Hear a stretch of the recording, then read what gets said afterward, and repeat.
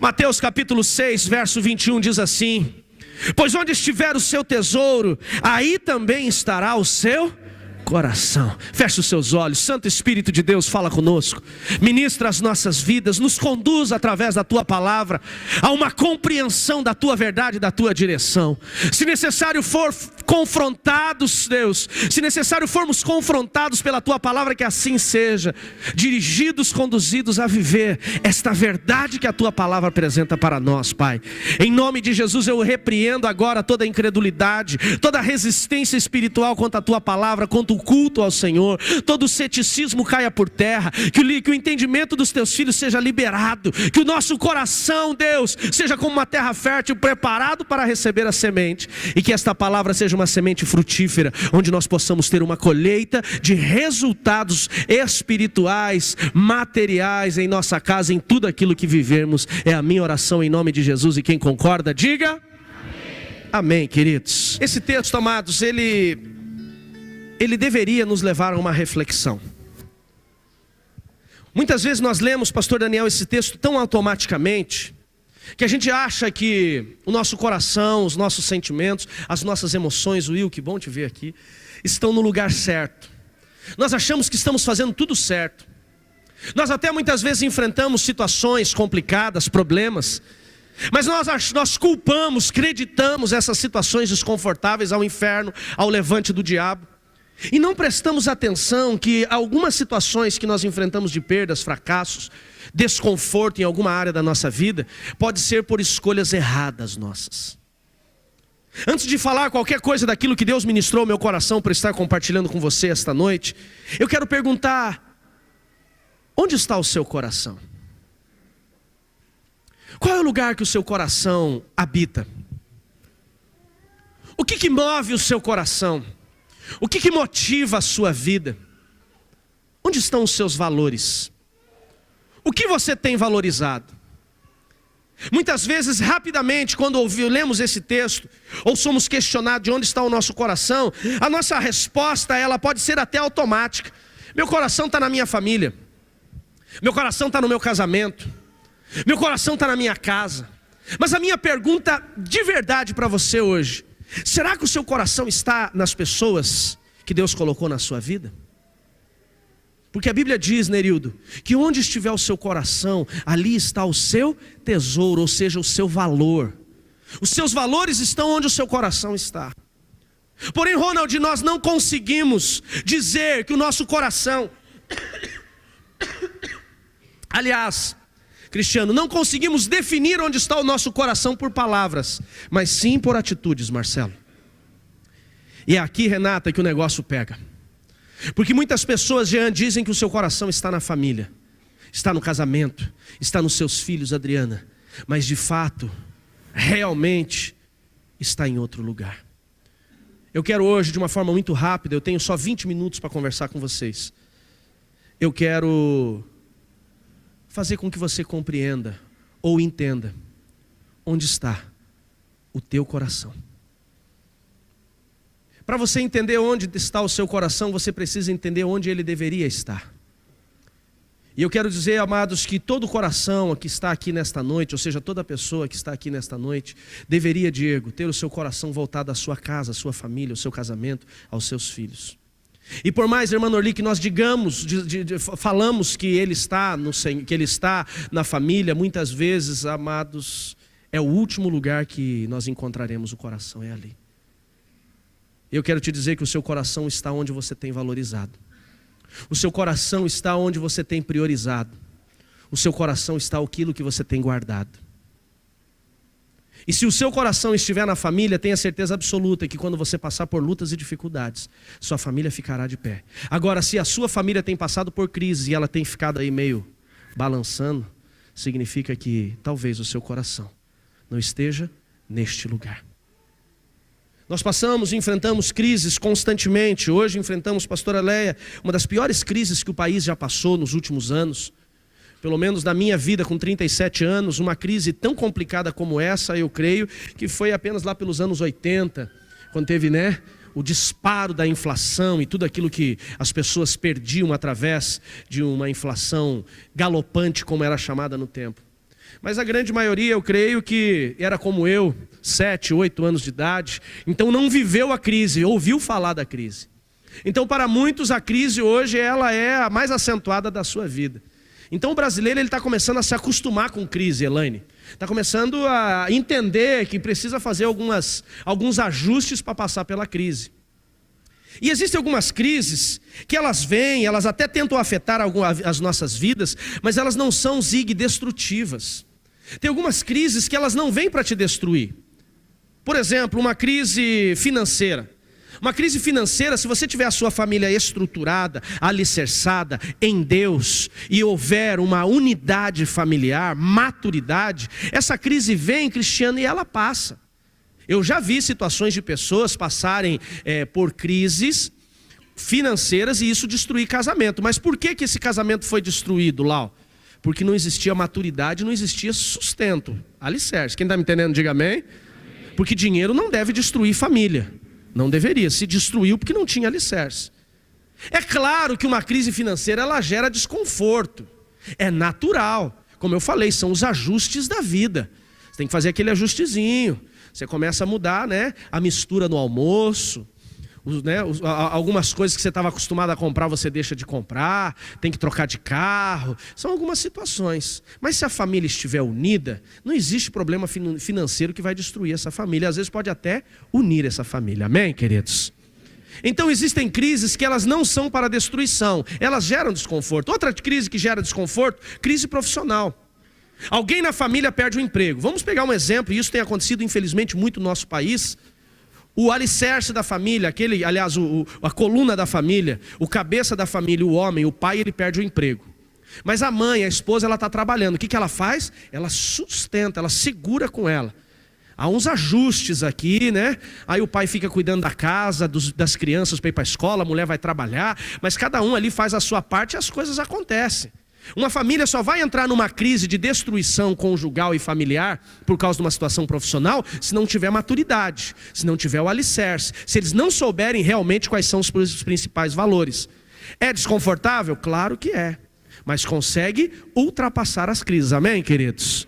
Quer ver outro exemplo de crise que não deve ser destrutivo? Doença. Aliás, doença, ela muito mais gera unidade do que afastamento. Porque quando alguém descobre uma doença grave na família, o que acontece? Toda a família vem junto, sim ou não? Teve uma situação de uma família que eu aconselhei esses tempos, que eles descobriram que a mãe estava com câncer. E aquilo foi, claro, uma notícia destruidora para as emoções de toda a família. E esta mulher, ela tinha alguns problemas relacionais com alguns irmãos dela. Eles estavam assim alguns anos sem se conversar, por conta de problemas de herança, essas coisas assim, vamos dizer assim. E quando os irmãos descobriram que aquela senhora estava com câncer, todos foram para a casa dela. Foi um momento de quebrantamento, foi um momento de perdão, de liberar perdão, de pedir perdão, Davi. E aquela doença que era uma maldição, acabou se tornando bênção para aquela família porque eles se uniram. Aquela mulher conseguiu passar por todos aqueles momentos difíceis de quimioterapia, de tratamento, restaurando então a aliança entre eles e foi maravilhoso. Graças a Deus ela está muito bem hoje e a família continua alicerçada. Agora existe um tipo de crise que ela é destrutiva.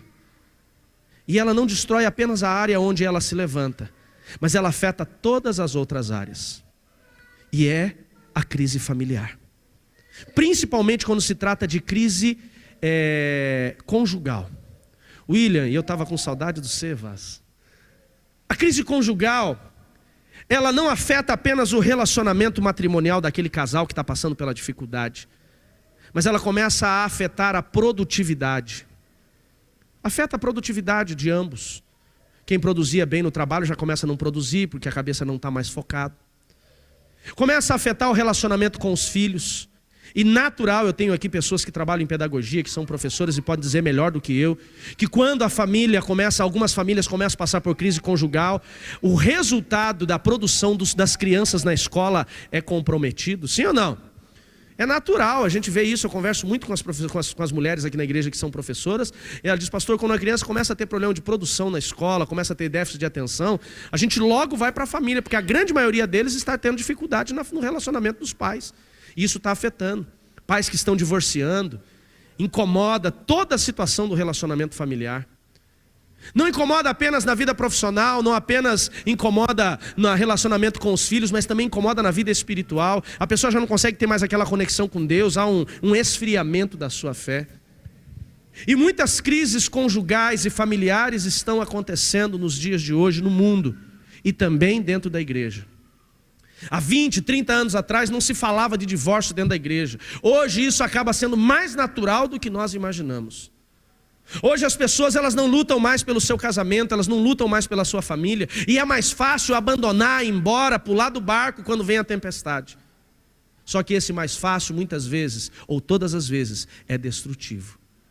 E por que as pessoas estão tendo problemas familiares, estão abandonando as suas famílias? Por que existem tantas crises conjugais? Se nós fôssemos sinceros mesmo, e eu não quero que você seja sincero hoje, ou pelo menos se exponha em sinceridade, mas se nós fôssemos sinceros e tivéssemos disposição em nos expor, e eu perguntar aqui quem nos últimos 3 meses passou por algum problema conjugal, eu tenho certeza que muitas mãos se levantariam. Por quê? Porque hoje, amados, as dificuldades têm se levantado constantemente no relacionamento familiar. E existem 2 atuações que nos levam a crises conjugais e familiares.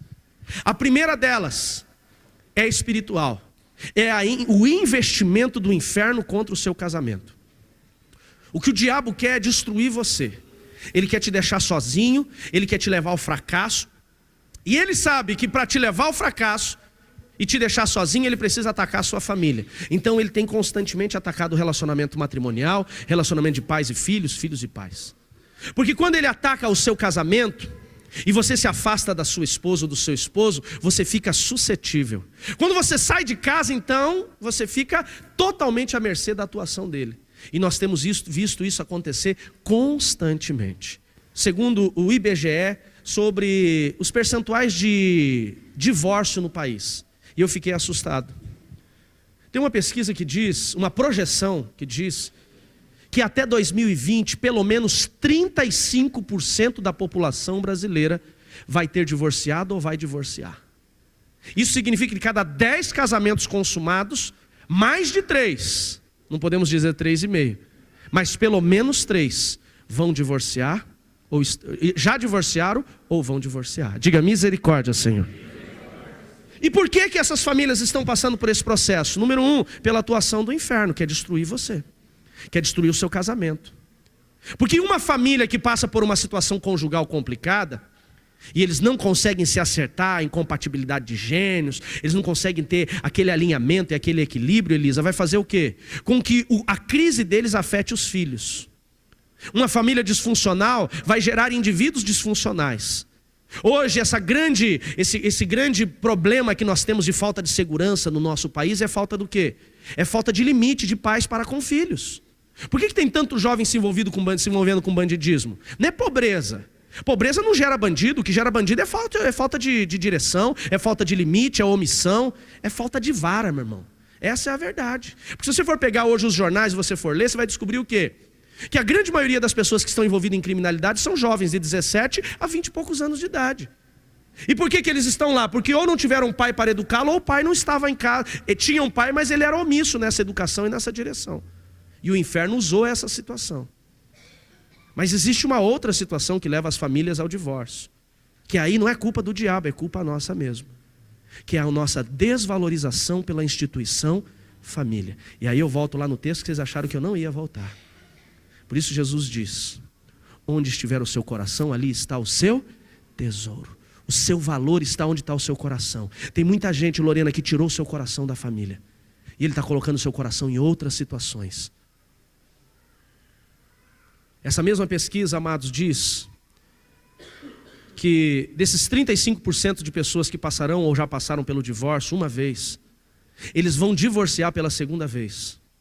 E o número é assustador. 81% das pessoas que divorciarem uma vez, pastora Leia, vão divorciar a segunda. Diga para quem está ao seu lado, divorciar não resolve o problema. Não resolve. Não resolve o problema, sabia disso? O divórcio não vai resolver o seu problema, porque se resolvesse, essas pessoas que divorciaram uma não divorciariam duas. Mas infelizmente tem gente que está passando por isso. E essa mesma pesquisa, Israel, me assusta quando ela diz que essas pessoas que divorciaram 2 vezes acabam passando pelo terceiro. E pelo menos quase 20% das pessoas que já divorciaram 2 vezes, divorciam a terceira. Ah, pastor, mas já caiu bastante, né? De 80 para 20. Glória a Deus. Ufa.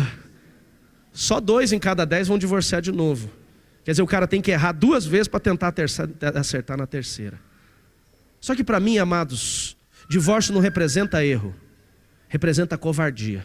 Por favor, eu respeito quem aqui já passou por divórcio. Não estou confrontando você que já divorciou, você que chegou na igreja divorciado. Não é isso. O que eu estou dizendo é que você precisa valorizar o que Deus te deu agora. Nós temos que abandonar essa cultura do mundo que diz: se não está bom, separa e casa de novo. Eu conheço pessoas que estão no 5º casamento, Mazinho, porque eles estão tentando ser felizes, mas eles não estão dispostos a pagar o preço da felicidade. Porque quem diz que casamento não tem problema? Você pega 2 seres totalmente diferentes em tudo, anatomicamente, emocionalmente, até espiritualmente. Você sabia que homem e mulher têm uma visão diferente? Total. Eu vejo, amados, as percepções espirituais da Anne são muito diferentes da minha. E nós temos a mesma, se eu posso dizer, cultura religiosa, a mesma fé, a mesma crença, caminhamos mesmo, mas ela tem uma visão. É claro que as nossas percepções, elas se encontram e se equilibram, tem esse encontro. Mas, amados, nós somos diferentes. E quando coloca pessoas diferentes, automaticamente vai ter o quê? Atritos. Não tem como. Nós vamos ter situações complicadas. Só que tem gente que não tem maturidade para vencer as complicações da vida. E aí eu quero voltar mais uma vez ao texto de Mateus, capítulo 15, verso 21. Quando ele diz: onde estiver o seu coração, aí também está o seu valor, o seu tesouro. Algumas pessoas, elas têm trocado os seus valores. O primeiro princípio para a gente poder vencer as crises é: valorize a sua família. E a valorização da família, ela não vem por palavras. A valorização da família, ela vem por atitudes. Hoje nós vivemos em um tempo que, infelizmente, Rony, nós somos cobrados pela sociedade pela produtividade. Sandro, a sociedade cobra a pessoa o carro que ela dirige, a roupa que ela veste. A sociedade hoje cobra resultados e crescimento constante. Hoje as pessoas, elas têm uma necessidade de se apresentarem na revista cara do povão, que chama-se Facebook. Porque a revista Caras era só para mostrar, né, a ostentação dos ricos e famosos. Era ou não era? Hoje todo mundo tem a sua revista Caras, é verdade ou não é? O cara está lá. Ele passa do lado de uma Ferrari, ele tira uma foto e do lado, né? Tipo... Quem conhece ele sabe que a Ferrari não é dele. Mas se alguém der uma sapiada, fala: nossa, o cara está bem, né? É um negócio impressionante. Por que as pessoas fazem isso? Porque elas têm uma necessidade. Pode deixar aquela lâmina para mim da família, aquela da família. Porque elas têm uma necessidade, amados, de mostrar os seus resultados. Existe uma cobrança de resultados. Então as pessoas estão, Jonathan, trocando os valores. Ela está tirando o seu coração da família e está colocando nas coisas. Tirando o seu coração dos filhos e colocando nas conquistas materiais. Meu Deus, se eu não comprar aquele carro, eu não vou ser feliz. Aí ele compra aquele carro, 6 meses depois ele perdeu o prazer por aquele carro, ele tem que comprar o outro. Valores totalmente deturpados. Tem gente que o coração dele está em coisas. Tem gente que ele tem tanta necessidade e ele também é tão cobrado pelo seu emprego, pela sua empresa, para ele gerar produção, que ele abandonou a sua família por causa do negócio, por causa da empresa, por causa do salário, por causa da conquista. Tem pessoas que elas não têm uma necessidade natural de crescer, elas são obstinadas pelo crescimento. E ela precisa, por toda a lei, chegar em uma posição de liderança, de gestão, de gerência na empresa, e ele faz o que for necessário para isso. Até abandona os seus filhos, a sua casa, a sua família. O problema é que essas pessoas, Pierre, quando elas estão deixando a sua família, deixando o seu casamento, deixando os seus filhos por causa da sua carreira profissional, e preste atenção, eu não estou dizendo que você tem que ficar 3 horas da tarde jogando bola com o seu filho no dia que você tem que trabalhar, não é isso. Eu não estou dizendo que você tem que deixar de trabalhar para empinar pipa com o seu filho. Eu não estou dizendo que você tem que abandonar o seu serviço para dormir até as 10, né, de conchinha com a sua esposa no dia de frio. Não é isso. Eu estou dizendo que você tem que aprender a dar valor para a sua família. Isso é, não fazer hora extra no sábado e no domingo, que é o dia de ficar com a sua família, e você ir trabalhar. É você não trazer serviço para casa e você começar a trabalhar em casa com situações que você deveria estar, em tempo que você deveria estar investindo na sua família. Quem está me entendendo, diga amém. Mas tem muita gente hoje que ela está abandonando os seus filhos por causa do seu emprego. Eu quero te dizer uma coisa: dentro da sua casa você é conhecido como pai, como mãe. Quem é pai ou mãe, levanta a sua mão bem alto, diga amém. As pessoas, eu vi um pastor dizer, eu achei maravilhoso. Ele diz assim: as pessoas me chamam de pastor. As pessoas que eu conheço me chamam de pastor, mas as mais importantes me chamam de pai. Eu fiquei tão impressionado com isso, porque ele é um pastor de uma grande igreja. Ele está dizendo assim, ó, dentro da igreja todo mundo me chama de pastor, mas quem realmente importa para mim me chama de pai, que é as principais ovelhas, são os meus filhos, são os filhos dos pastores. E a minha pergunta é, talvez lá na empresa as pessoas te chamam de gerente, de doutor, de chefe, mas como que os teus filhos te chamam? Sabe quando você chega em casa, o povo fica tudo assustado, dizendo, ai, Jesus, ele chegou, e gera uma angústia na alma do povo? É porque tem gente, quando o marido está chegando, a mulher começa a fazer o sinal da cruz, né? Tão complicado que é o cidadão. A minha pergunta é, qual o nível de valor que nós temos dado para dentro da nossa casa? Dentro da empresa você é só um número. Eu trabalhei 10 anos em indústria farmacêutica, mais 10 anos no Tribunal de Contas. Por mais que as pessoas me conhecessem por nome, na empresa mesmo eu era um número. Eu era um número, 210.824, essa era a minha matrícula. E quando a Medley foi vendida para a Aventis decidiu mandar 80 consultores, 80 ou 60, não lembro se eu estiver mentindo para vocês aqui, mas determinou que deveria ser demitido uma parte da equipe no Brasil. Eu tinha sido, há 2 meses atrás, o 3º ranking Brasil em venda de sibutramina, de plant, na época. Então, o meu número estava bem na fita. Mas simplesmente, claro que não era simplesmente, havia um propósito de Deus para o meu ministério. Eles escolheram a 210.824. Ninguém lembrou que a minha esposa nós estávamos nos preparando para ter o nosso primeiro filho, que eu estava trocando de casa, que eu estava concluindo a minha 2ª faculdade na época. Ninguém pensou nisso. Eu era apenas um número, 210.824, e eu fui cortado. Você, para a sua empresa, você é só um número, você é só uma matrícula. E hoje tem muita gente passando por situações dentro da sua casa, abandonando seus filhos, abandonando a sua família, porque ele está valorizando alguém que não vai valorizá-lo. E a minha pergunta para você mais uma vez é, onde está o seu coração? Pare de desvalorizar aqueles que você deveria valorizar. Pare de abandonar aqueles que você deveria cuidar. E muitas vezes nós achamos que estamos cuidando da nossa família, Will, quando nós estamos dando o melhor para eles.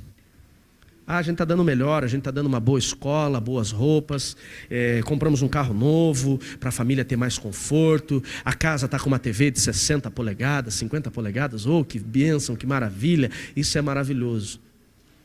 Mais uma vez o nosso coração está em coisas. Sua família não precisa de coisas mais do que ela precisa de você.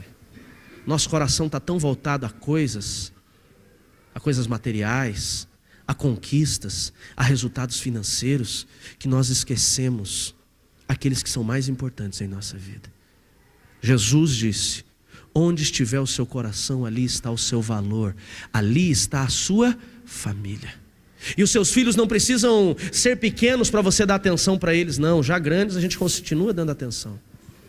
E você que é filho precisa entender que os seus pais também precisam da sua atenção, porque quanto mais eles vão envelhecendo, mais crianças eles vão ficando às vezes. É verdade ou não é? É ou não é? Amados, eles cuidam da gente, são maduros. A irmã Norli está fazendo assim como a nossa matriarca aqui da igreja, né? E ela está dizendo, não sou eu, é ele, né? Amados, eles vão ficando velhinhos, eles vão tendo necessidades. Quando nós temos 30, 40 anos, nós levamos os nossos filhos no médico. Quando a gente faz 60, são eles que nos levam no médico. Quando a gente tem 30, 40 anos, a gente ouve exatamente o que o médico diz, o diagnóstico. Aí quando eles têm 60, 70, somos nós que ouvimos o diagnóstico do médico. Quando nós somos crianças, são eles que nos dão remédio na boca. Quando eles têm 70, somos nós que temos que dar remedinho para eles, senão eles erram o comprimido. Nós temos que dar atenção. Eles precisam dessa atenção. Só que às vezes a gente está tão ocupado que a gente não tem atenção para eles. Isso é o quê? Falta de valorização. Onde estiver o seu coração, ali está o seu tesouro. E eu preciso encerrar.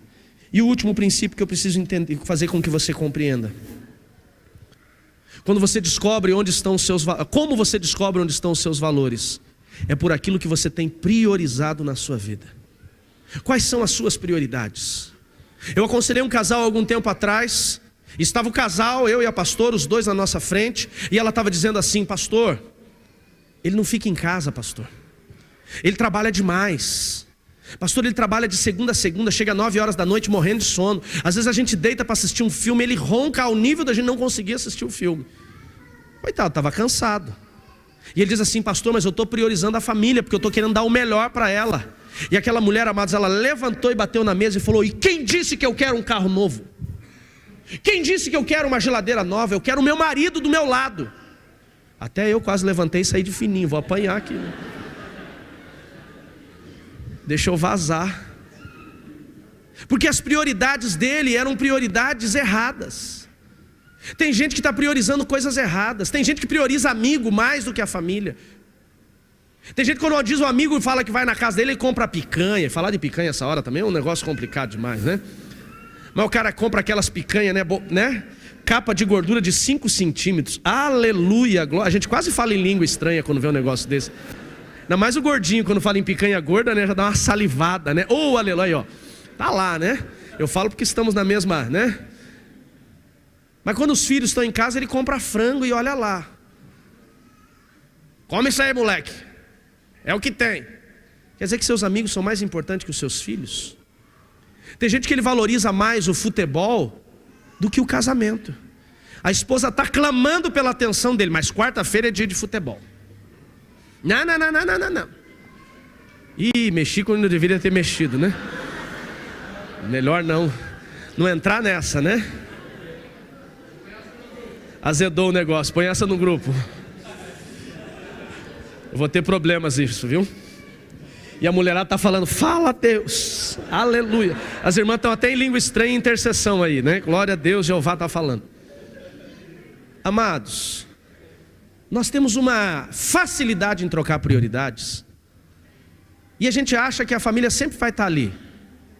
Mas será que sempre vai estar ali mesmo?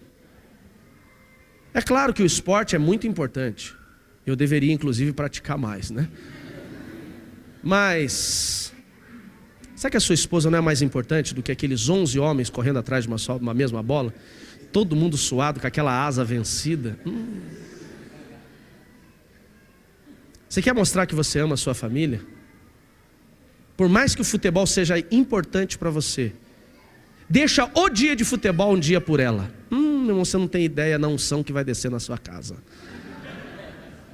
Vai ser um negócio fora do comum. Porque ela vai entender que a prioridade é ela. Seus filhos vão entender que a prioridade são eles. Tem situações que nós não podemos trocar o nosso trabalho, a nossa vida profissional, a gente não consegue abandonar. Mas há outras situações, amados, que nós sim podemos demonstrar essa prioridade. E lembre-se, que onde estiver o seu coração, ali está o seu valor, o seu tesouro. E que o seu coração esteja na sua família. Amém? Coloque-se de pé.